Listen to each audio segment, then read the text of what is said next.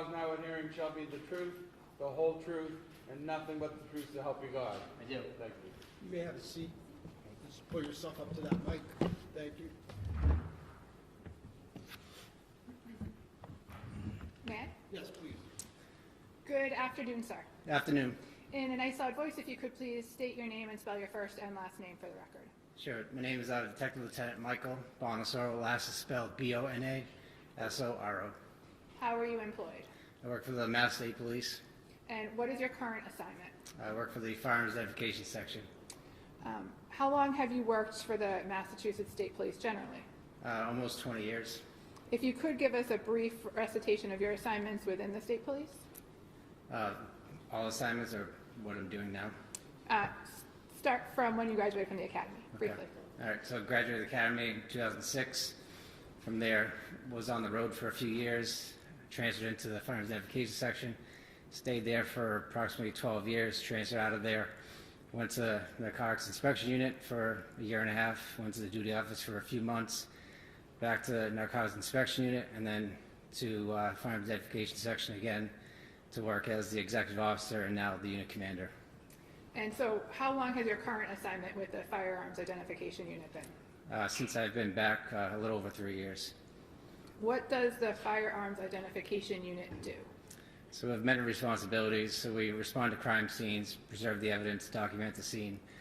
We do microscopic comparisons of fired bullets as well as discharge casings. We attend autopsies, we destroy weapons, and we do functionality of weapon certifications. How many troopers are assigned to your unit statewide? There's a total of 18 of us assigned statewide. And what are your responsibilities as the detective lieutenant in charge? So I look at training, make sure we're up to accreditation standards for lab protocols, making sure all of our protocols are in line with the current definitions of Mass General laws. I look at different aspects of how we respond to scenes, how we collect evidence, how we interpret evidence, looking at the definitions of firearms, ammunition, semi-automatic pistols, rifles, shotguns, assault weapons, different stuff like that. It's more of a managerial role. We're looking at making sure everybody has the training system and authorizing them to do the casework when they have achieved all their training. And fair to say that you still, from time to time, respond to scenes yourself? Yes, so as of right now, we're down a few supervisors, so I took on the role of going to these more high-profile scenes to observe my other ballisticians, collect evidence, as well as do some of the hands-on work myself. Can you briefly summarize some of the specialized training you've received over the years with respect to firearms? Sure. So when you go into the firearms identification, it's a 2-year apprenticeship program. You work with other senior ballisticians. You're looking at casework, seeing how to do the casework, making sure it aligns with the protocols that we have documented. You're doing test fires of weapons, numerous weapons, analyzing ammunition, magazines. You go into armorers courses. You go into different conferences to look at the field of tool marks and seeing how these tools are making these markings and how they're transferring over to these discharge casings and projectiles. So it's an ongoing process of different trainings. It's training from other examiners, see what they've discovered in the field, and making sure you're up to date with all the standards. And the armorers courses that you've gone to, have you gone to numerous with respect to the common gun manufacturers in the United States? Yes, I've gone to several rifle, shotgun, firearm armorers courses. Can you estimate how many weapons you've examined over the course of your career? Hundreds. And how many weapons have you test fired? Over hundreds of them as well. And do you also have the opportunity to examine ammunition as part of your work in the Firearms Identification Unit? Yes, looking at the components of ammunition, yes. Okay. And one of the components of ammunition is projectiles? Correct. And you've examined estimate how many projectiles over the course of your career? Thousands. And how many scenes have you responded to? Hundreds of scenes. And have those been both fatal and non-fatal shooting scenes? Yes. Have you conducted and participated in the microscopic examination of ballistic evidence? Yes, several. Approximately how many times? I would say over 100 cases. And have you had the opportunity to testify in the courts of the Commonwealth? Yes, several courts. And if you could name a few of those courts. Middlesex Superior District, Suffolk Superior District, Worcester Superior District. And today you're in Essex. Yes. Before I ask you specific questions about the case, I just want to ask you some general questions about how firearms work and how ammunition works. Can you explain the components of a live round? So you have several components. So you have the casing that encompasses everything. You have the powder that's inside of it, and then you have the projectile, and you also have the primer. So you need all these components to make ammunition. So all these components combined will make one combustible material. You'll have what's called a firing pin. It'll strike the primer. Primer will ignite the powder inside of the casing, which holds everything together. Once the gases build up from the burning of the powder, the projectile will leave that casing. So the projectile is what's commonly known as a bullet, Yes. and the casing is what is often recovered at crime scenes? It's also referred to as a discharge cartridge casing, so it's been extracted from that firearm. Is there a way for you to determine whether a round has been discharged from a working firearm? There is. So you're looking at the tool marks of what's left over on that discharge casing or that projectile. So originally you look at the class characteristics. Does it have the same design features as that firearm? Is in regards to a projectile, is the twist going to the left or the right based on that design feature of that firearm? If it twists to the left, it would sometimes be 6, 5, 4 right twists. So you look at these characteristics, make sure they're in line, and then move forward into what's called individual markings. As firearms are produced, they're produced by tools. As tools are making these firearms, the tools are wearing away. You also have little pieces of metal that get in front of the tools, which will create unique marks. There isn't one firearm that is the same due to the fact that you'll have material that's in front of these cutting edges. And is it fair to say that when a cartridge is new or from the box, it does not have these particular tool marks you're looking for? It shouldn't have any of the tool marks. It may have some type of markings, what's called bunter marks on a discharge casing. This is from stamping that live cartridge to indicate what caliber and manufacturer of that live cartridge.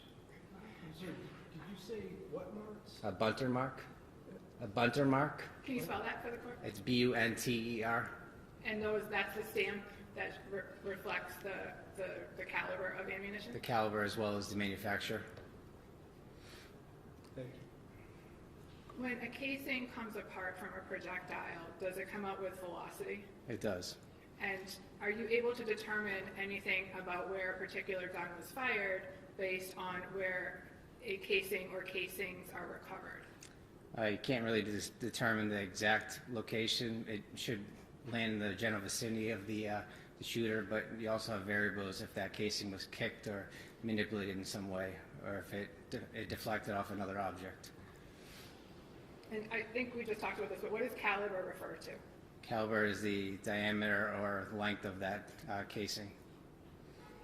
I'd like to talk about a semi-automatic firearm. Are you familiar with those? Yes. And how does a semi-automatic firearm work? So it requires a trigger pull per firing of that weapon. So you pull the trigger, it will cause either a hammer or a firing pin to move forward. It will strike the primer. After it strikes the primer, it will cause an explosion. Explosion is going to cause that slide to go backwards. The extractor is going to extract that casing, which is attached to that slide. It's going to hit what's called an ejector. The ejector is going to extract that discharge casing out of the ejection port, and it's going to continue the cycle. This slide is going to move forward now because it's under spring tension. It's going to pick up the other live cartridge that's in the magazine well and load the next live cartridge. But does the user have to do something first before they are able to pull the trigger and have a projectile fire? So they would have to load either manually or with a magazine. So a live cartridge has to be inserted into the chamber. And does the slide, or does the slide have to be pulled back? The slide has to be racked to the rear, yes. Okay. And so the slide has to be racked to the rear just one time before the shots are fired? Yeah, so you have to essentially cock the firearm. So you have to put some external force on that firing pin or that striker to hold it in place. When you pull the trigger, you're going to have that transfer bar or that trigger bar, whatever you want to call it, will actually drop. Will engage that trigger bar or that striker to move forward and move past the aperture, which is the circular portion, and right in front of the primer that sits in front of the chamber. So all these things have to happen, but initially you have to have a cocked firearm for it to happen. So you have to load that live cartridge and put some external force on that slide to cock it. And is cartridge synonymous with magazine? Cartridge versus magazine, so a cartridge would seat in a magazine. So the cartridge holds the projectiles or casings in the magazine? Yes. And what part of the gun is a magazine? So it's an external piece that's inserted into a magazine well. So a user would take the magazine, enter a cartridge which contains the bullets, and then seat it in the handle of a semi-automatic weapon? So the person would load the ammunition inside of the magazine. The magazine will have a spring tension as well as a follower on top. That spring tension pushes that live cartridge to the top of that magazine at all times. That live cartridge is stripped by the slide or manipulated by putting that live cartridge in the chamber manually, but ultimately you do have to cock that weapon to fire it. I'd like to direct your attention to June 30th of last year. On that date, in the evening hours, did you get called to go somewhere? I did. Where did you get called to go? To a residence in North Andover. What information did you have when you arrived? Information I had was there was a police-involved shooting which required a supervisor to attend the scene. And that's why you went? Yes. Okay. What time did you arrive? I don't recall exactly what time. It was in the evening hours. Did anyone else from your unit respond? Yes, I had a trooper, Chris Pierce, as well as trooper Andrew Valeri. And the three of you responded from the firearms identification unit? Yes. And what was your purpose on scene? We wanted to document the scene. We wanted to inventory all personnel that were involved in the shooting, whether they fired or not, to inventory their weapons, to account for all live cartridges. And again, is that standard procedure for an officer-involved shooting? Yes. When you responded, who was on scene? There was several detectives from the Essex County Detective Unit as well as Andover police personnel. North Andover police personnel? North Andover, yes, Mike, sorry. Were you directed to a particular part of the house? I was. There was a particular part in the top of the stairs where there was a firearm located in a safe, as well as a bedroom where we recovered two discharge casing as well as a projectile. And did you or someone from your unit or someone from the state police take photographs that evening? Yes, we had crime scene services photograph the scene.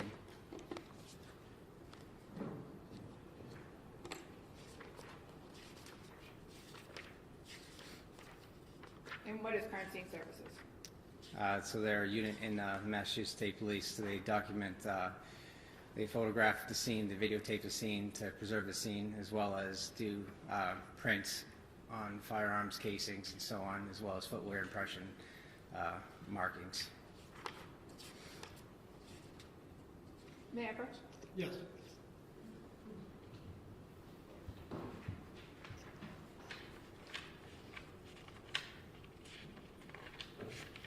Sir, I'm showing you 9 photographs. I just ask that you take a look at those and let me know when you're done. While you're doing that, Counsel, Mr. Bradl, will the defense be objecting to any of these? I don't know what counsel has up there. Okay, thanks. Perhaps, I thought there was an objection. okay, perhaps when, hold on one second. Perhaps when you're done, when the witness is done, if you can show them to Mr. Bradl, and if, to the extent that you were able to mark a few, and you can object to a few, or all of them, or...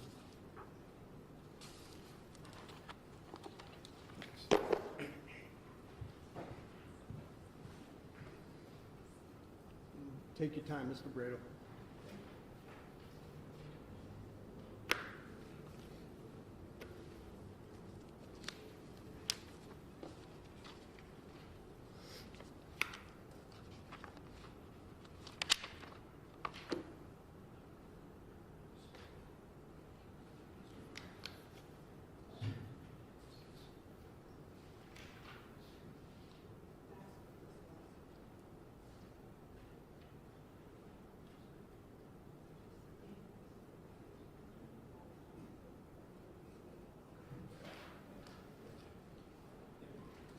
I understand there's no objection. No objection. Okay, let's have Mr. Wayne mark those individually.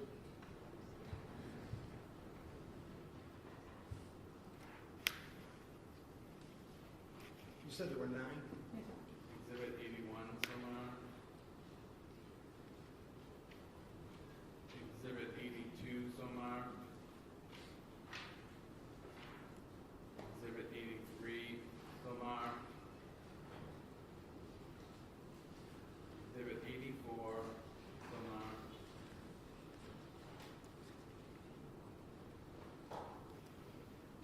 Exhibit 85 somewhere.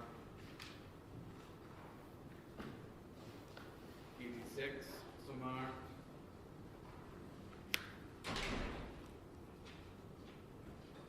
87 somewhere.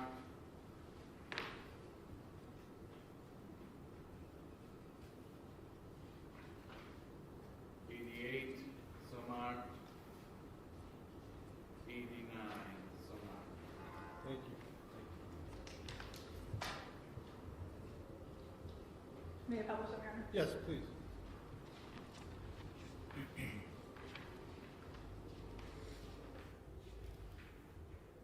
Sir, I'm showing you first what's been marked as 81.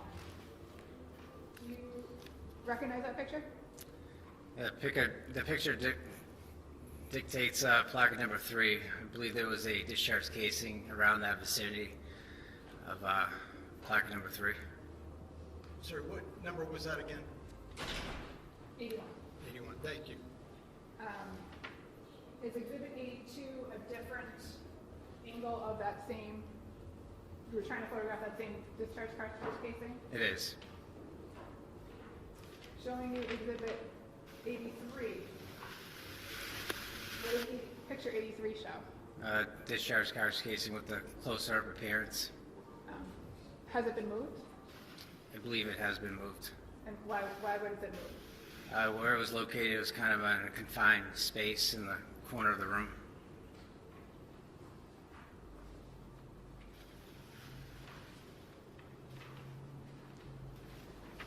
Showing you Exhibit 84. Do you recognize Exhibit 84?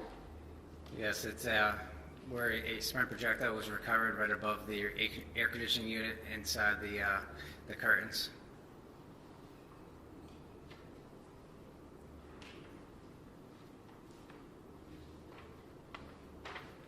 Exhibit 86. I'm sorry, can you just give me one moment to just catch up? Do you need the picture? Do you mind putting that back on?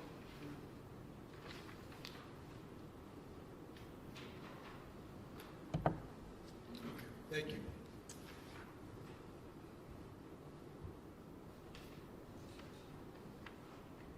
What does picture 80, Exhibit 86 show? It's a close-up picture of placard number 4 of that spent projectile that was recovered in the curtains. And showing you Exhibit 87. What does Exhibit 87 show? The projectile from placard number 4 that was moved for a close-up photograph. So it was taken from the air conditioning unit and moved for this photograph? Taken from the curtain and moved on, I believe, the bed, taken a photo of it.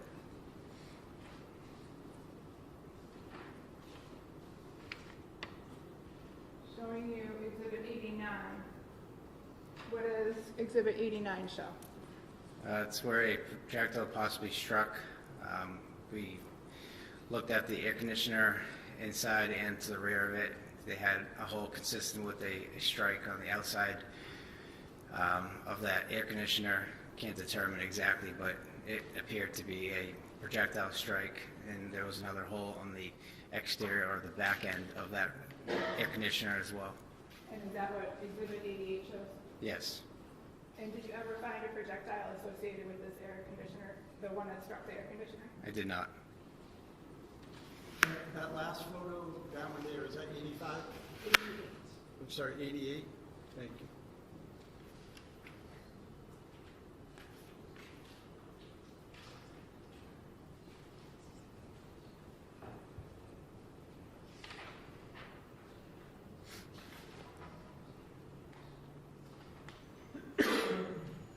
Detective Lieutenant, next showing you Exhibit 76. Do you recognize what's depicted in Exhibit 76? It appears to be another discharge cartridge casing by placard number 1. And is Exhibit 77 a close-up of that discharge cartridge casing? It is. And what did you do with the discharge cartridge casings and the spent projectile that you recovered from the scene that night? So all pieces of evidence were documented, where they were located by placard number, the time of location, who recovered that evidence, and any particular features of that discharge casings, the head stamps or bunter marks. So you collected the evidence and documented it, fair to Yes. say? And is it, in summary, fair to say that you recovered 2 discharge cartridge casing and 1 spent projectile? Correct.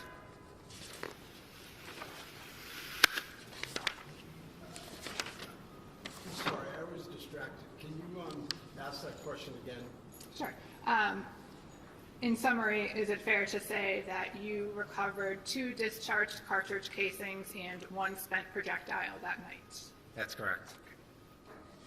Thank you.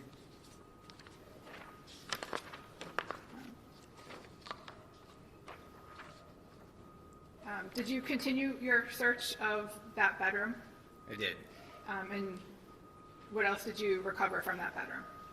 I don't believe there was anything else from the bedroom other than the 2 discharge casings and the projectile.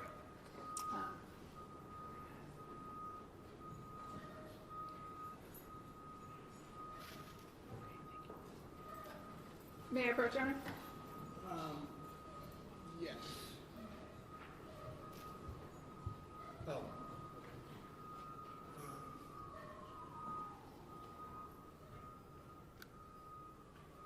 Let's, we'll take a 5-minute recess. All rise.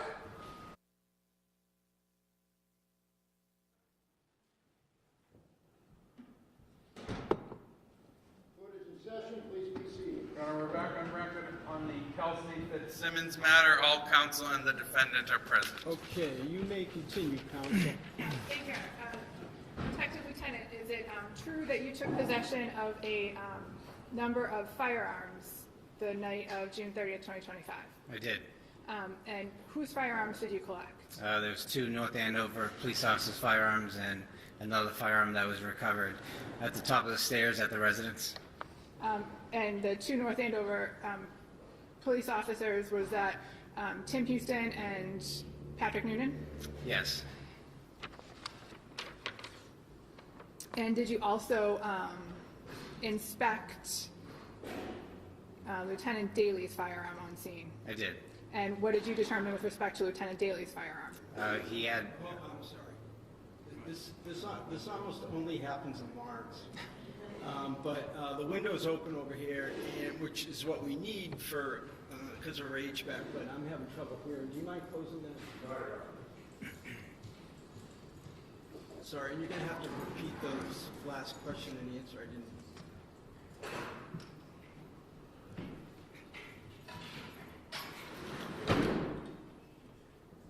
Thank you.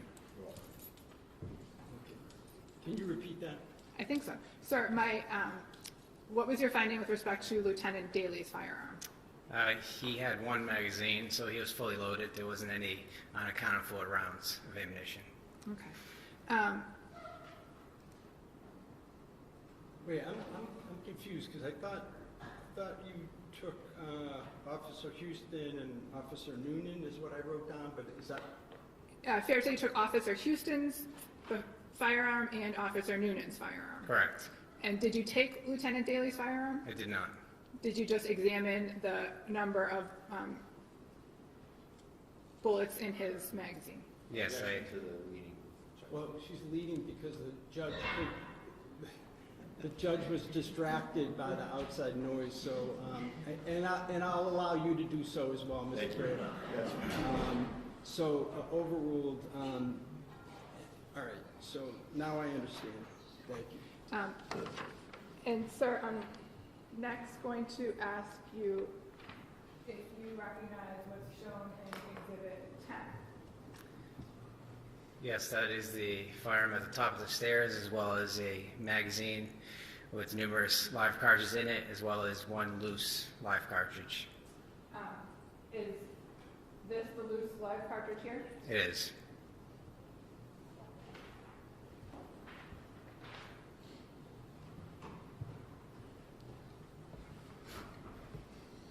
I'd like to ask you about your major findings in this case. Based on your training and experience, did you conduct microscopic analysis with respect to the projectile and cartridge casings that were recovered from the bedroom of Phillipsbrook Road? I did. So I test fired all three weapons and conducted a microscopic examination of the class characters as well as the individual markings that were left behind from the firing process. I was able to conclude that the weapon that was fired by Officer Noonan created the discharge casings that were recovered in the bedroom, as well as the spent projectile that was recovered above the air conditioner. And were you able to exclude any weapons? I was able to exclude the other firearms. I'd like to change gears a little and talk about the weapon that was recovered from the black safe at the top of the stairs. Did you do anything with respect to that gun? I test fired that weapon with 2 live cartridges from submitted ammunition. And what was your conclusion? That weapon did not fire the discharge casings as well as the projectile that was recovered. So the gun from the black safe was also excluded from the discharge casings and the projectile that were recovered from the bedroom? Correct. But did the gun operate? It did operate, yes. Was there any problems with its operation? There was no malfunctions. Did you bring with you today a box? I did. And what is contained within that box? I believe it was the that Glock firearm that was in question that was recovered at the top of the stairs. Is that box packaged in the standard way that the ballistic unit packages firearms? It is. If you could open the box and explain what is in the content, what's contained within.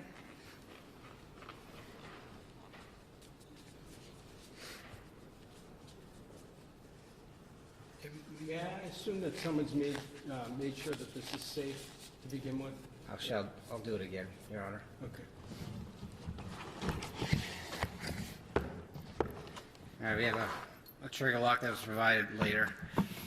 We have the firearm in question. It is safe and empty. There's nothing in the chamber. The slide is locked back to the rear. There's nothing in the magazine well. The weapon is safe and empty. Also, contents of this is you have the 2 magazines that were recovered from the vest that were downstairs on the first floor of the residence. You have the magazine that was recovered in the safe. It was originally loaded with 16 live cartridges. And you have 2 test fires that conducted using that live ammunition from that magazine, as well as the single loose live cartridge that was recovered in the safe. Are you going to ask more questions about that? Because I couldn't keep up. Or should I have them repeated? No, I will ask more questions. Okay, thank you. But in the meantime, may the box and the contents be marked for as an exhibit? Yeah, let's. We're gonna have to do them individually. I don't want the ammunition to be with the firearm. So let's do that, Mr. Ruane. And also, any objection if he puts Mr. Bradl, if he puts the trigger lock on there? No, Judge. I don't know. Are you able to even? Object to the meeting either for this. I don't object to any meeting for this kind of stuff. I would ask that you just wait to Sure. put the trigger lock on, certainly before it's submitted. Sure. Thank you. How about we do the gun in the box, and then the rest we can mark, tag individually? Sure.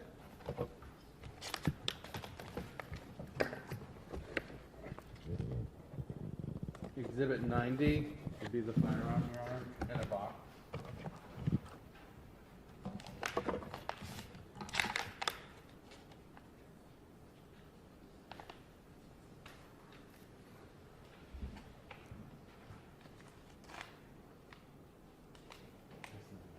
Yeah. 91 is a magazine, Your Honor.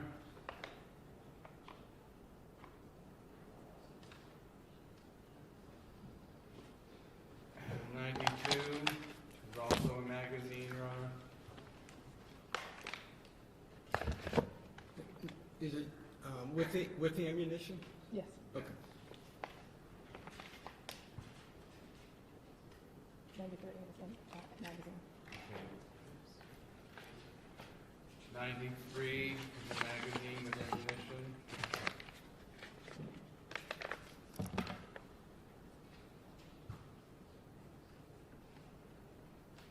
Live round. 94 ammunition, 1 round.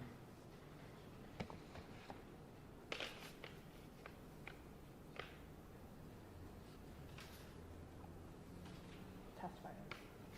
95 test fired ammunition. 96 test fired ammunition.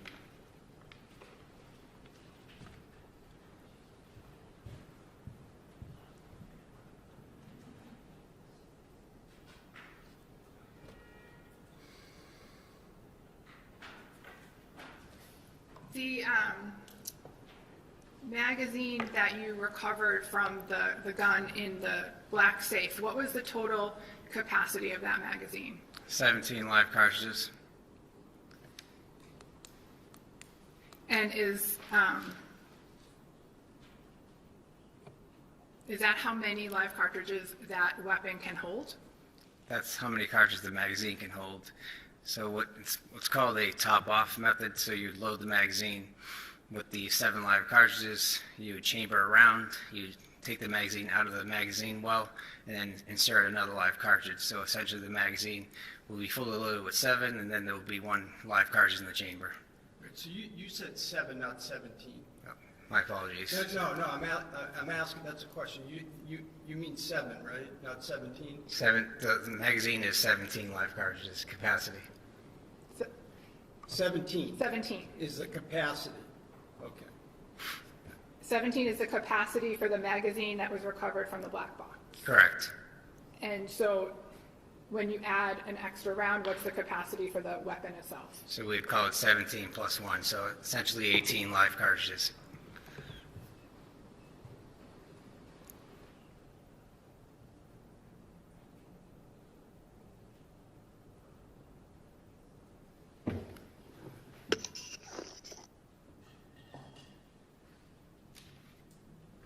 So getting back to that, in that black box, in this,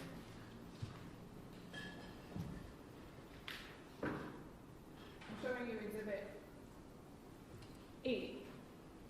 Exhibit 80 is the gun, the magazine, and the single live projectile that is contained within the box in front of you. Is that correct? Yes. Okay. And when you examined this firearm, how many bullets were in the magazine? There were 16 live cartridges in the magazine. And how many live projectiles were in the safe? There was 1 loose round live cartridge in the safe. And that is reflected in the 1 loose round cartridge that's in Exhibit 94, is that correct? Correct.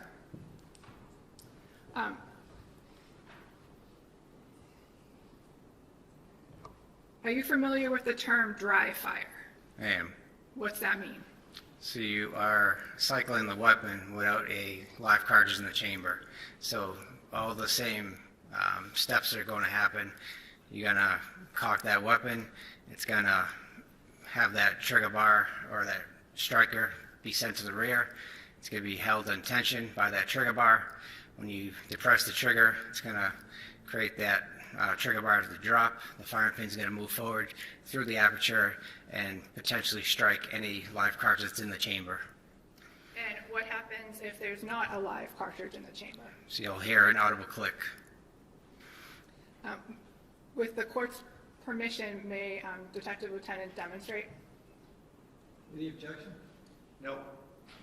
Demonstrate with, A dry fire with no projectile in the weapon at all, no projectile particularly in the chamber. yes. So if you could stand up and demonstrate. All right. Again, there's nothing in the magazine well, nothing in the chamber currently. So the weapon currently is cocked. You'd move the slide forward, still in the cocked position. You still have that trigger bar, it's moved backwards. And then when you pull the trigger, you'll hear an audible click because it's releasing that striker. That striker is going to move forward and hit where the aperture where the firing pin would protrude. So you'll hear the click. And then in order to reset it, so right now you have a dead trigger, it's not going to do anything. Again, pull the trigger, audible click. And that's what you'll hear. If you have nothing, if it's halfway, you'll have a click as well. So if it's not all the way chambered, it'll click as well. So what we call it is out of battery. So the weapon is locked to the rear. You'll have the slide forward. Now the weapon is battery. So you have an enclosed live cartridge. There's nowhere for that live cartridge to go when it's fired, but out the barrel. And I'm sorry, the term that you used, the battery, It's out of, so once the live cartridge is loaded, that weapon is now in battery. So you have the breech that is right behind that live cartridge. So when you fire that weapon, an explosion is going to happen. So you're going to have the firing pin is going to hit that primer. Primer is going to ignite the powder. Powder is going to build up gases. Projectiles are going to go down simultaneously. You're going to have an explosion, which is going to cause that slide to go backwards. The extractor is in contact with that live cartridge. It's going to rip that discharge casing out. It's going to hit an ejector, which is pretty much a metal rod, and it's going to eject out this ejection port, which is right here. There's an ejector right in there. An extractor is like a little claw that's attached to that rim of that live cartridge or that discharge cartridge after firing and pulling it right out. All in one function, and then that slide is going to go forward and load the next live cartridge. thank you. So based on your training and experience, would you hear that click if there was a loaded magazine in the weapon but no bullet in the chamber? Yes. And based on your training and experience, what would happen if the gun was cocked and there was bullets in the magazine and you pulled the trigger? If there wasn't any live cartridges in the chamber, nothing would go off. You'd hear a click, but nothing would go off. And then how would you get a bullet to go into the chamber? You'd have to physically, manually load that bullet or push that slide forward to load that live cartridge from the magazine. May I have a moment, Your Honor? Yes, take your time. Thank you. No further questions. Thank you, Mark.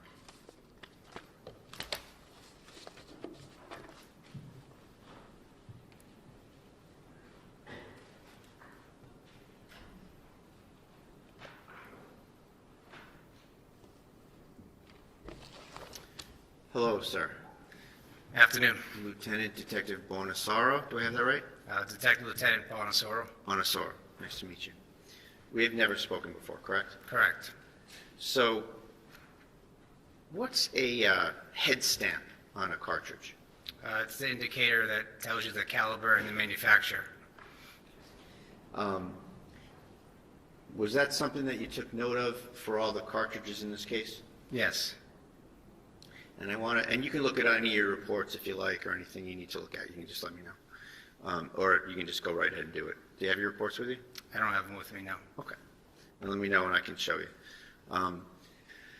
In this case, relative to the spent projectiles that you recovered and the loose round you recovered, did you check the head stamps of those?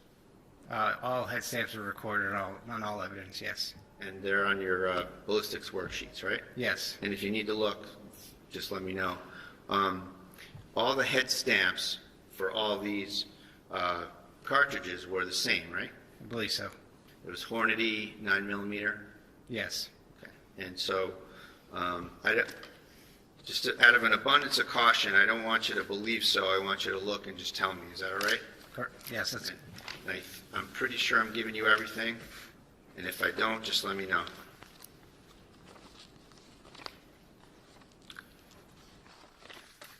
And I have 3 ballistics worksheets here. May I approach you? Yeah. Let me show you those. Take a look. Take all the time. And then, just so I'm clear, Mr. Bradl, the question is whether all the ammunition recovered had the same head stamp? Yes. Okay, Correct, thank Your you. Honor. So with respect to, actually, I should qualify that a little more, Your Honor. Sure. The question was, the 2 spent projectiles and the loose round, do they all have the same head stamp? the 2 discharge casing as well as the loose live cartridge all have the same Hornady head stamp. And I apologize, and you just corrected me. I said spent projectiles. That's wrong, isn't it? Correct. So I should rephrase that, Your Honor. The 1 live round, live cartridge, and the 2 shell casings all had the same head stamp. Correct. Thank you. And I said that right that time, right? Yes. All right, thank you. I'm just going to retrieve those from you. Sure.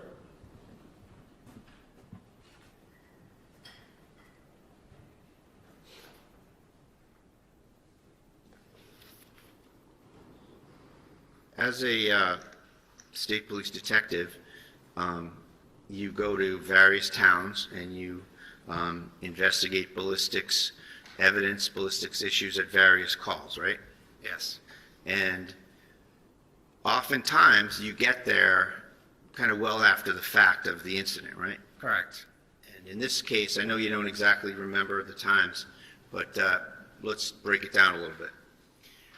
How long did it take you to get to the scene, if you recall? Probably over an hour to get there. I was traveling from Maynard. Okay, so Maynard to North Andover, and it's, was it dark out when you got there, if you can recall? I don't recall exactly what time I got there. Okay. It's fair to say that the scene was secured and there was there were no civilians around. It was a crime scene that was in the possession of police. Safe to say there was a secure scene, yes. Okay. And you saw colleagues from the state police that are assigned to the state Essex Detective Unit, right? Correct. And you also saw some North Andover police officers as well, correct? Yes. And it's fair to say that the North Andover police officers were having free reign over that scene when you were there? I wouldn't call it free reign. Well, nobody was keeping them out of there, right? I believe they had a log of who was going in and out, but it's not my responsibility to keep track of who's in the scene. Certainly not. And you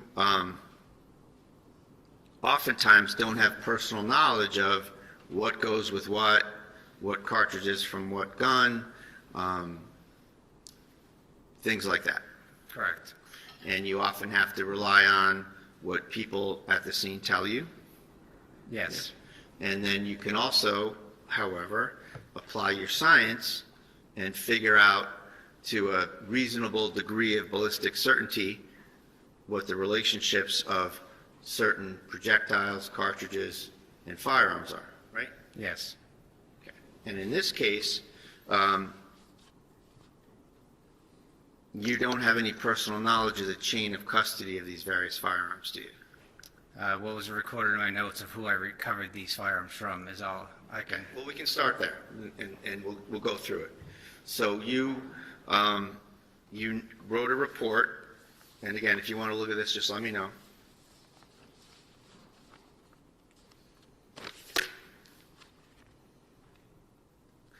You wrote a report that involved 3 Glock firearms, right? Yes. Okay. And actually, it might be quicker, Judge, if I give him one of these, so I don't have to keep going back and forth with that. That's fine.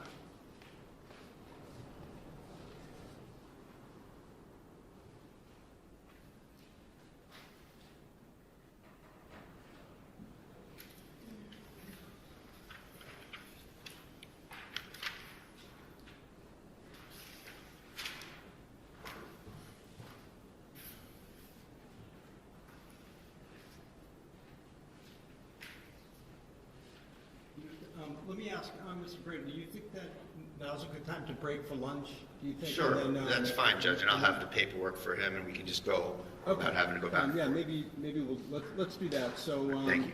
we'll stand at recess and let's start back up at 5 of 2.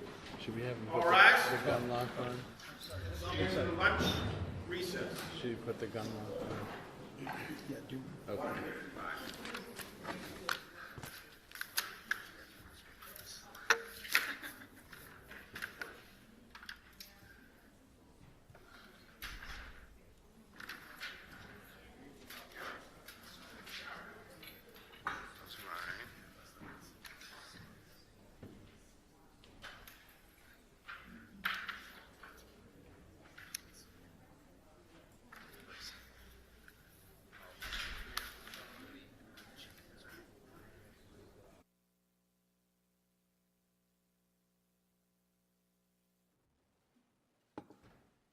We're back on record on the Kelsey Fitzsimmons matter, docket 2025, 77 CR 311. All counsel and the defendant are present. Okay, and I think we left off during cross. Yes. May I resume, Your Honor? Yes, please. Thank you. Lieutenant Detective Bonasoro, you have a copy of your report, right? I do. Okay. And there's other documents too. You have worksheets and other items, correct? Correct. So if you need anything, just let me know and we can share anything you need, okay? Okay.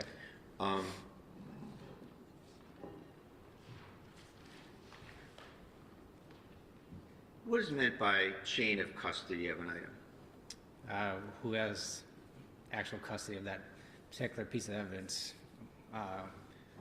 It's moved from one location to another or one person to another. So as a piece of evidence kind of goes through the investigative process, sometimes it can be important to make sure you know who had it, where did it go, as it goes through, right? Correct. And in this case, it's fair to say that you don't have personal knowledge of a lot of the chain of custody here. I have personal knowledge of who I received the firearms from. Right, okay. And we'll go through that. And I'm not questioning, in terms of chain of custody, you and the state police going forward from when you left the crime scene. I want to ask you some questions about chain of custody at the scene, okay? Who did you get, and again, you can refer to your report here. Item 1-1 is a Glock 47, and we'll just use the last 3 numbers of the serial number, 269. Who did you get that from? What was the item number again? 1-1, Your Honor. Thank you. Yep. And the last 3 digits of the serial number are 269. Thank you. And so that gun, and again, you can look on your papers, anything you want. Do you know who you got that from? If I could see my notes, the Sure. worksheet notes Yep. from the crime scene. Sure.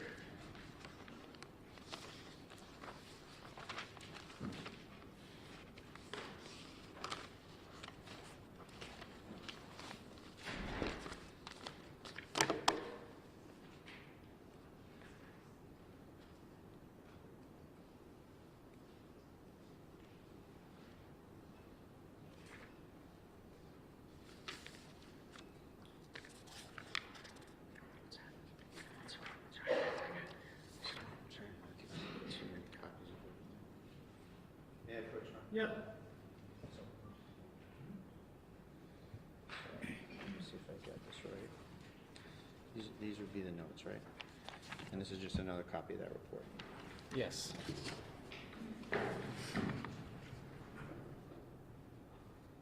So 1-1, take all the time you need. Who did you get that from?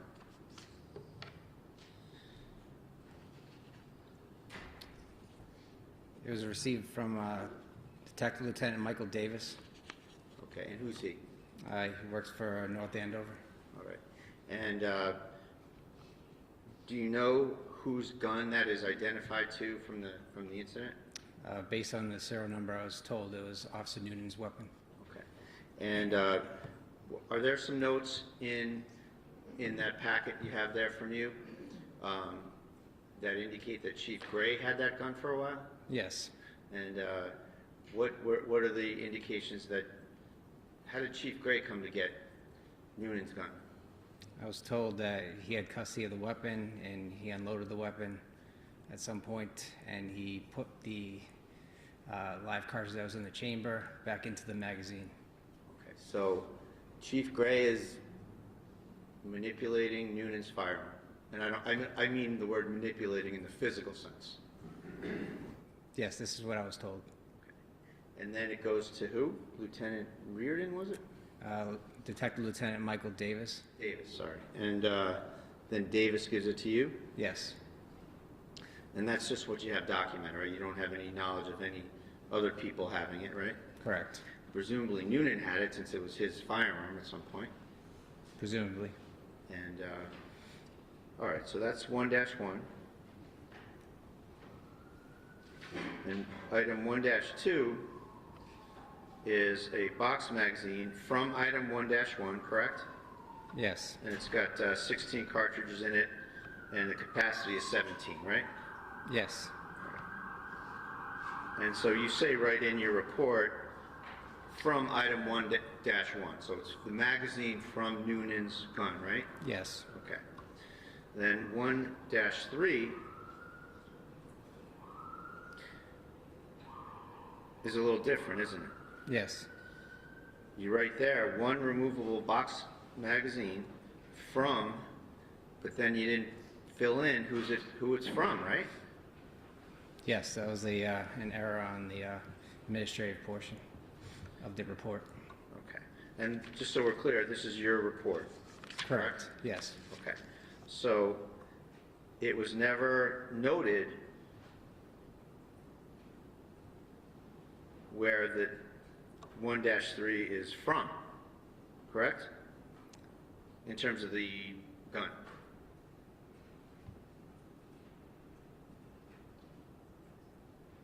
It was noted that it was received from Officer Michael Logan, Right. 1-3. So he's the chain of custody guy, but unlike 1-1 and 1-2, where you match them up, that the magazine is from 1-1, here it doesn't say where that magazine is from, right? Well, these were recovered at a later time. I was initially given the firearm with the magazine, and then later on these additional magazines that were recovered from, I believe, the either the duty belt or vest carrier, whatever the officer had. Okay. And you know, I'm just asking you about what it says. I'm not trying to suggest there's fault, and I just want to go through it with you in terms of what's identified and what's known to be from somewhere and what's not. Okay? So I'm not trying to find fault. I just want to factually have us go through the report. So we don't know where 1-3, the box magazine, is from, what device it's from, right? I was told it was from either the vest carrier or the duty belt of Officer Noonan. Okay. But that's not in the report, is it? It is not. And then same with 1-4, one removable box style magazine from, and then from is not identified, right? Correct. Okay. And that's the same thing. You got a magazine, and that's from Officer Logan as well. The chain of custody reference is from Logan, right? Yes. Okay. And again, it's not identified in the document where it comes from. Yes? Correct. Correct.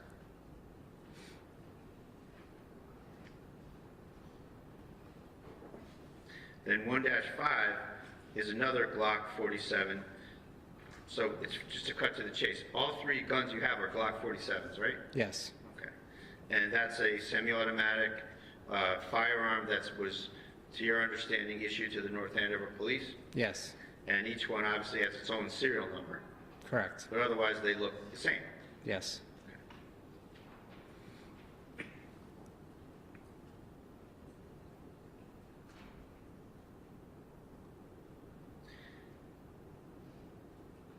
going to 1-7, you have 2 removable box-style magazines that you received, and the chain of custody guy is Michael Logan, but it doesn't say what firearm they were in the vicinity of or near, correct? So as I entered the evidence, it was associated with the firearm.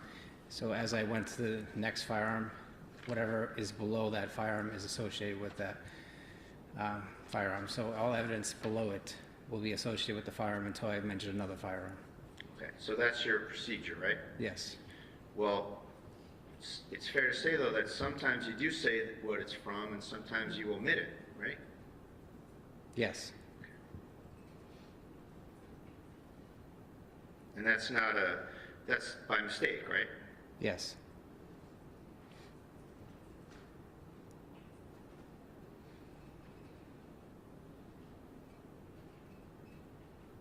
And then you have 1-9, which is another Glock 47.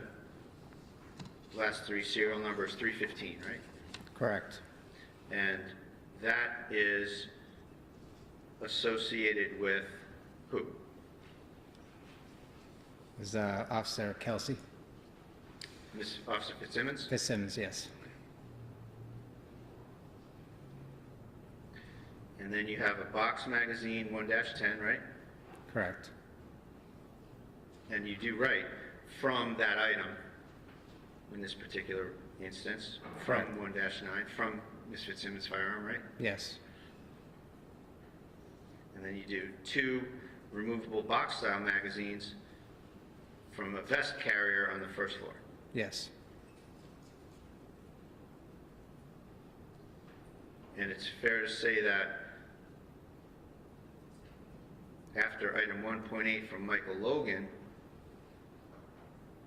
that's the last reference to the chain of custody person you received items from, right? Correct. So from 1-9 to 115, you don't reference who you got the items from, right? Well, I physically recovered that evidence.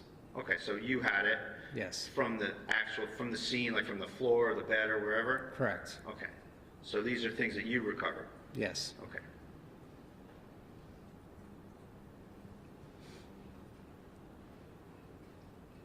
Then we get to some discharge cartridges and a live cartridge, 1-12, 13, and 14, right? Correct. And they're all, as we went over, they're all head stamped the same, right? Yes. And then you have 115, the last item, is a spent projectile, so like a bullet, a spent bullet from above the air conditioner. Correct. And you recovered that yourself. Yes. Okay.